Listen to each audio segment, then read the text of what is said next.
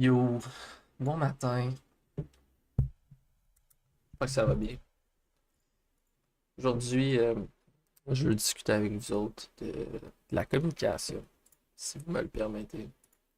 Fait que, we gonna just update our content. Go in our collections. And,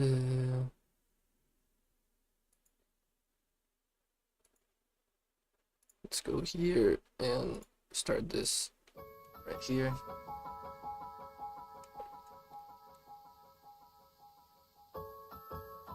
All right. Welcome, welcome.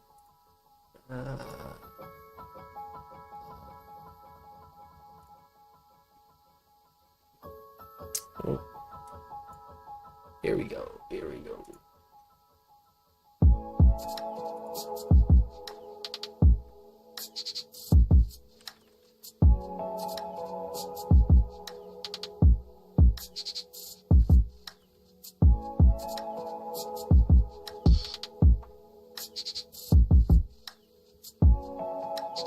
Looks, I guess.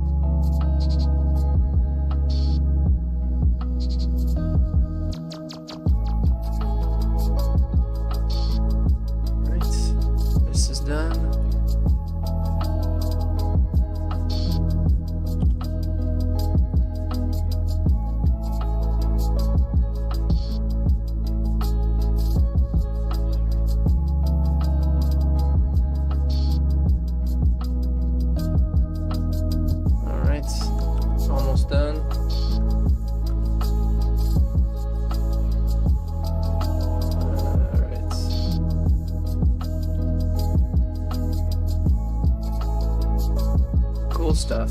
All right.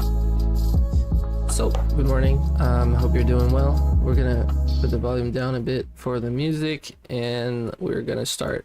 So, I want to talk about something that's kind of important to me, and something I think a lot of people have a hard time doing properly. Yet we all know how to do it because we're human, and we are genetically designed to learn language. So, what is communication, and how can we do it in such a way that is beneficial? I do want to point out that one of the things that we do very often that really kicks us in the behind in terms of communication is the fact that our fight or flight response often responds to certain things that are being said and or done through our nonverbal, and people can get triggered by that as we're having a conversation or whatever. So your body's reflexes to defend themselves are the same. Either if somebody's throwing a foreign object is coming at you at a really high speed, your body reacts the same way as if somebody insults you or says something else. You're gonna feel the same type of way.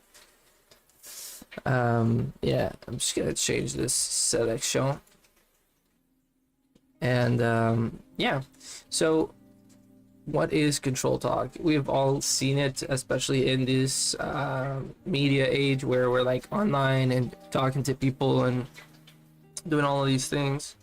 What happens is that control talk is a form of speech pattern that has been identified to try and take control of a situation, or the intent behind what the person is saying is controlling the situation. And we've all seen it in terms of like you're asking somebody a question and they ignore you and they keep talking, or they keep especially online if you're having like an argument, and the last thing that happened is perfect example, person saying Trump is this, and I'm like, okay, well, what are you basing that fact upon, right? And then instead of addressing my question, they kept pushing, saying, oh, he did this, he did that, he did that. And I'm asking questions, and this person is ignoring me. Not is it only disrespectful, but it's also a form of control talk. And if this happens from one of your superiors at work or a family member or somebody in a power of authority, it's a form of abuse to some extent. It's good to be informed of these things because you want to be able to call out somebody while they're doing it so that you can have the upper hand in the situation, or at least make them stop, right? Because it's not fun to be in a position of inferiority, or just your body's mechanic of self-defense is active and you can't think straight, right? One of the things that I like to do in those situations is, because you have the knowledge, you know in the meta what's happening. What that means, pardon me, is that as you're looking up on the situation, you understand what's happening, what they're doing, and how they want to try to make you feel intentionally or non-intentionally. They're still doing that. So in a case where somebody is saying something hurtful or trying to be manipulative and you catch that, you can ask them straight up, why are you being manipulative, right? Or why are you being disrespectful? And they might say, what do you mean? Well, I'm asking you questions and you're choosing to ignore my questions and keep pushing for your own narrative. We're not having a dialogue here. We're not communicating here. We're talking, but the communication is not happening.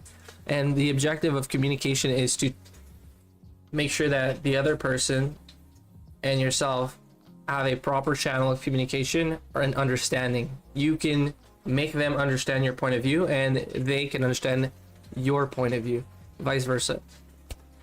I might have said that wrong, but that's what I meant.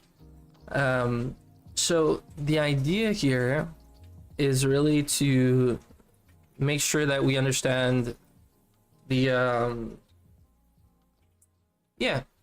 the part that is required to have a better understanding is really education.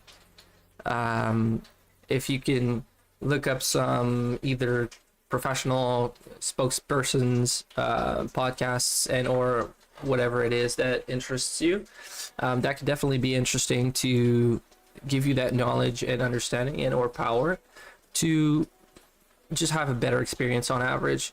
Because one of the things that we tend to do when we talk with the people is to make sure that we stay in their good faiths or that we feel good about ourselves. So there's always an ego aspect to communication, which is really interesting. And instead of just saying what we want to say, we want to say in such a way that is either not going to hurt the other person's feelings, or that just ensures that we feel safe, right?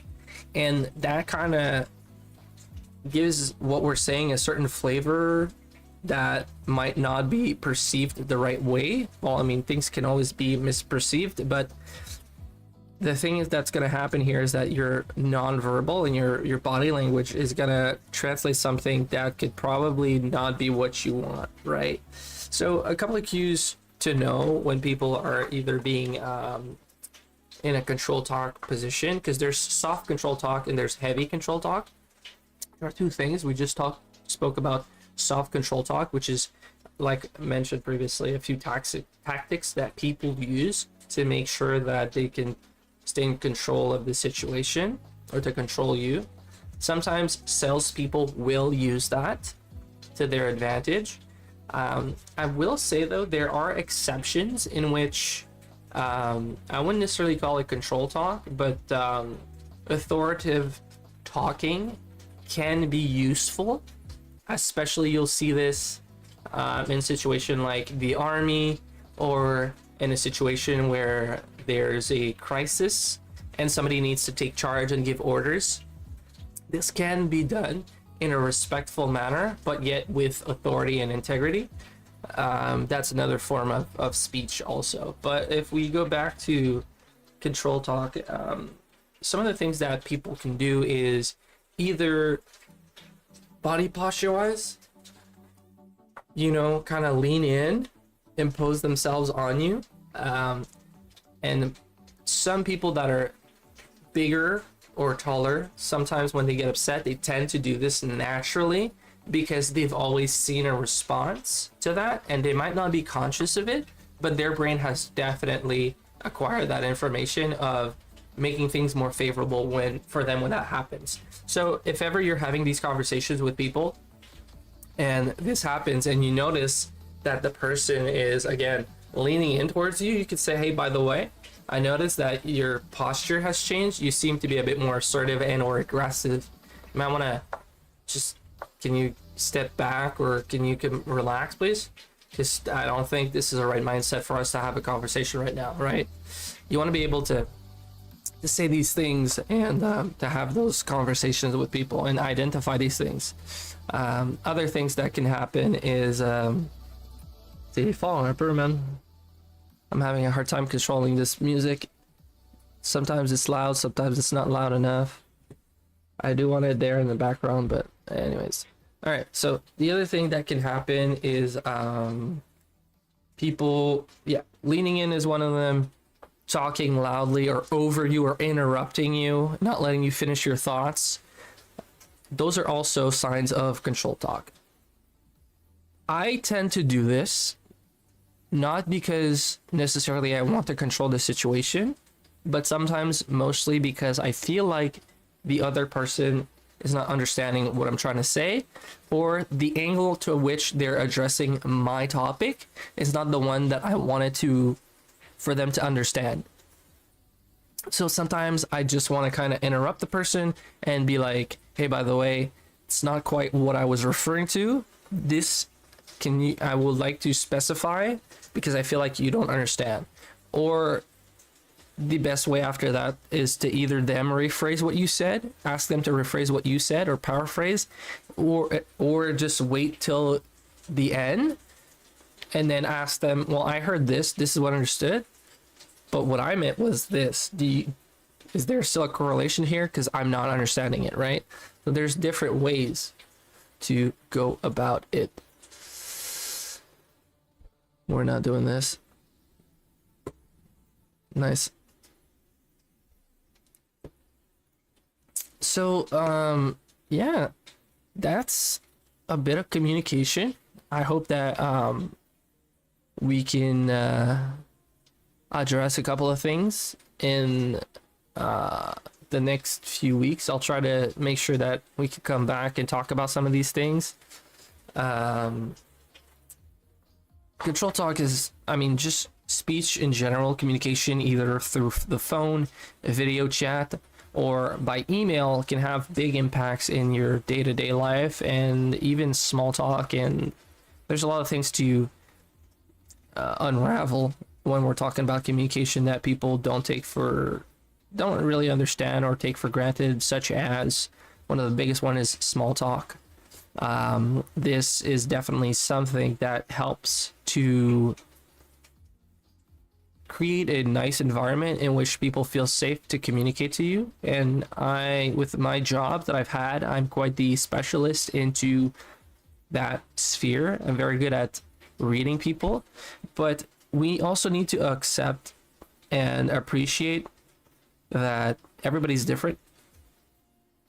We don't all see things the same way. We don't have even the ability to see things the same way. Some people literally lack the capacity for certain functions in their brains, right? Some people can be autistic, some people can be on a spectrum, some people can be born even without empathy, like literally. And that's not to say that these people are bad people. It might be hard to deal with some of these people, but do keep in mind and try to keep in mind that some of these people might not have the tools, capacity, or even innate ability to process things the way that you're processing things. So in that case, we have to find a way to make sure that our point can come across in such a way that they understand the gravity and the importance of our perception, right? This might be particularly hard to deal with people who are on either the spectrum of something or that are very impulsive in nature. So these things are possible to have, but it's to take your time and to make sure that, they understand your point of view. If something's like a tool I like to use sometimes is give ratings to how important things are to me, so that it's easier for people to understand. Even if they don't agree with me that it should be that important, they can understand a rating system in which I'm like, to me, this right here is like important 8 out of 10. Like, this is how important I want you to understand my point of view. Like, this is really important to me, right? And then they can probably, or ideally, you could ask them, what's something that's an 8 out of 10 for you? What's something that's so important for you that if it wasn't there in your life, or if it wasn't done in a due processed way that benefits your understanding of things, would be an 8 out of 10, and it would like make you upset, right? And then they could give you an example, and you can be like, okay, well, for me, this thing is like that for you, right? And then they can try to argue the point, and I'm like, I'm not trying to argue with you the importance of it, because clearly we have different values and understanding of this thing, and to you, this is what's most important. To me, this is what's most important. Now, the compromise here is that we have to find a silver lining in which you're comfortable with my version and I'm comfortable with your version. And here's where it can get hard, right? And that's where we go into more of a parasocial understanding of things, where how important it is to you in your camp, how important it is to you to have that conversation, or how important it is to you to have that relationship or have that understanding being gapped in or bridged. So we can talk about that, relationships and values to another extent. Something else that I saw that was very interesting this week was an artist having a hard time with being online. I think it's Jenna Ortega, if I'm not mistaken. I saw a clip of a news or rumor channel, whatever you want to call it, talking about that. And that was interesting because she had mentioned that she had a hard time with social media because she was afraid that people would perceive what she's saying the wrong way. And I actually took it upon myself to send her a quick message to address these kind of situations. And I'm going to say the same thing to you guys as I say to everybody else, which is people can always misunderstand you, and you shouldn't be necessarily afraid of that. But one thing that is important to understand and or know is that as long as you're following a set of values that you put on yourself, and you stay and you have integrity towards those values and towards others, no matter what people say, if they want to misinterpret what you're saying and you're being honest and truthful and you're following your values, you always know that you can rely on those to explain yourself. And whatever people say doesn't matter, because you're honest with yourself and you're always guided by those values. And yeah, so it's really simple. For me, if you respect everybody and you don't have ill intent towards others, it's very, very easy to not get misinterpreted. And if it happens, you're safe and you're good, because you don't need to justify yourself to people. It's like, no, I said this because I wanted them to understand, or I wanted this outcome, right? And you know in your heart and in your values that that's who you are as a person, and that's never going to fail you. So you're never going to feel bad about yourself. And if somebody else wants to feel bad, let them feel bad. You don't have control to what they feel. You don't have control how they perceive things. That's when dialogue is important. That's when communication is important. But if the person wants to feel guilt tripped, if the person wants to feel like a victim, if the person wants to feel a certain type of way, you have no control over that. And you can be sure that in your heart and mind, you did the right thing. At the end of the day, you did the right thing. And you don't have to justify yourself. And that's the most important thing. Because if you let outside influence, GSP said something really interesting today. The other day I saw on TikTok, which is a boat floats on water, but as soon as there's a hole in the hull, it sinks. Don't let outside influence get inside you to bring you down. That's what he said. I think that was a beautiful way to put it. And that's just it. And that's why it's so important to have values and having a mindset that just reinforces those values. And I think people that talk about these types of things are very important. I think that's why having a religion is very interesting also. There's a lot of benefits to that, being a believer to that kind of stuff. And because it usually gives you a guideline. So at the end of the day, even if you say something that for somebody that can be offensive, let's say some zealot, I've met a lot of Christian zealot. I don't really like them, but I'm Christian myself, but whatever. So what happens is that sometimes they'll say something, oh, you can't do this because blah, blah, blah. And then you could be like, okay, well, why do you feel the need that you could tell me that and kind of judge me? Is it your job to judge me? And then they could be like, oh, well, what I actually meant is that I don't think this is something that should be done. I'm like, okay, well, why do you think that? Because to me, it's totally fine. And why should I abide by your way of living, right? And that's when they could maybe come down to the essence of, well, I think you're somebody that's important to me, and I would like to keep the image that I have of you being this upstanding person that I can get along with because we share certain values. Okay, well, that's different, right? And then you're getting into the real emotional response to what's happening, and that's kind of important. That's why communication is so hard, and it's so interesting at the same time to make sure that we arrive to those conclusions where we can properly process what we're feeling into words, because that's just, it's hard, man. Emotions are a very powerful tool that can be used in both good and to bad. Emotions and your defense system can definitely play against you, and definitely does play against you, especially when you freeze up and a danger is coming towards you and you should be dodging out of the way, right?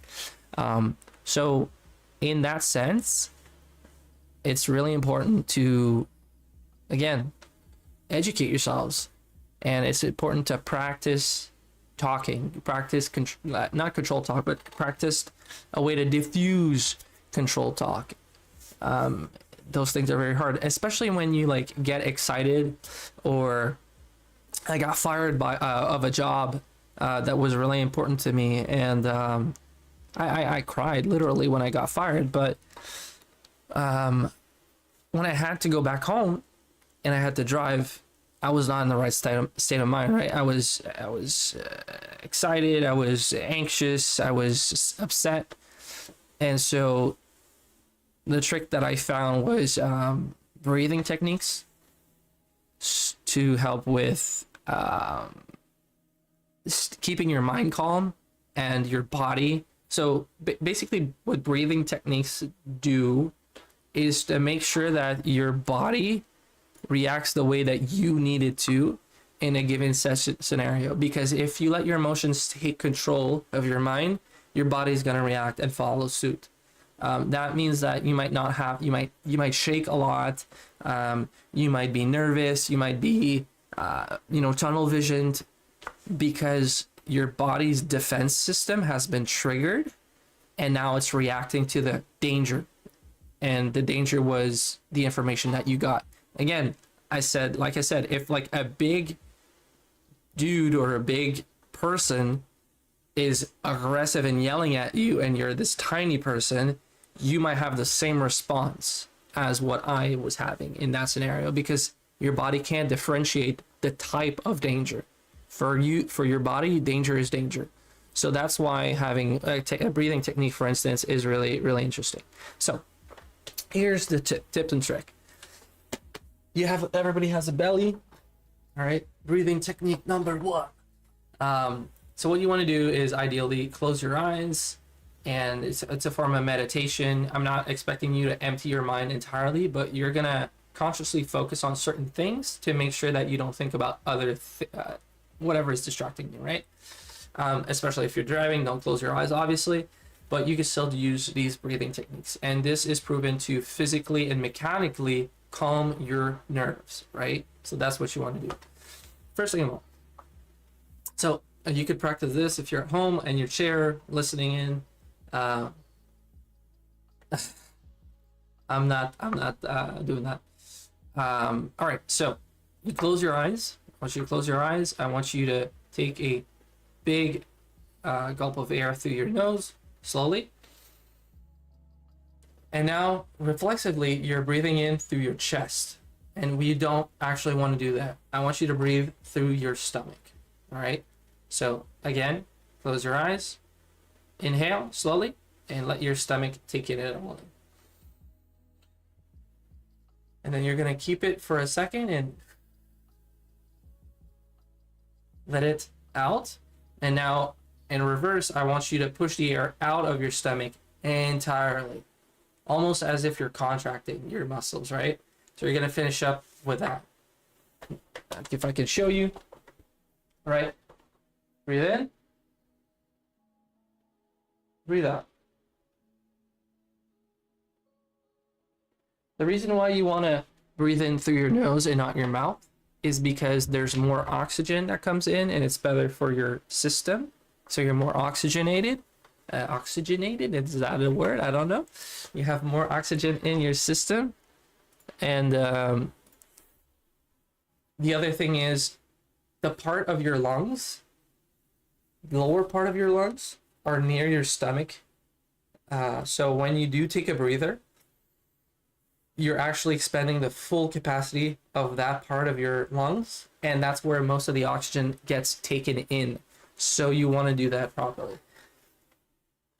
So you do want to do this for like maybe 2-3 times, and if you can and you want to practice this meditation, you could definitely, you don't have to sit like cross-legged or anything. You can if you want, whatever relaxed position you could be in. And again, breathe in, breathe out. And just, if you think about what muscles are being pulled and controlled, you won't be thinking about anything else. You might have intrusive thoughts every once in a while, and that's okay. But keep focusing on your breathing. This should help you relax. This should help you calm your nerves. Your shaking is going to go way down, and you're absolutely going to have a clearing mindset that's going to be taken over slowly. So once that happens, you're definitely going to see the difference. I'm telling you, it's light and day. You might still feel a bit giddy or upset. Those are emotions that you have to process also. It's normal, but definitely something worth trying, and it's definitely something that has been a great tool for me. So hopefully it's going to be for you too. And that's that for this morning. That's it. So I hope everybody has a nice day. I'm out. I'll be working this afternoon, and then I'll be joining back most probably in the evening. So I hope everybody had a good time. Thanks for listening in. Thanks for watching, D. Looking forward to seeing you again. Welcome back.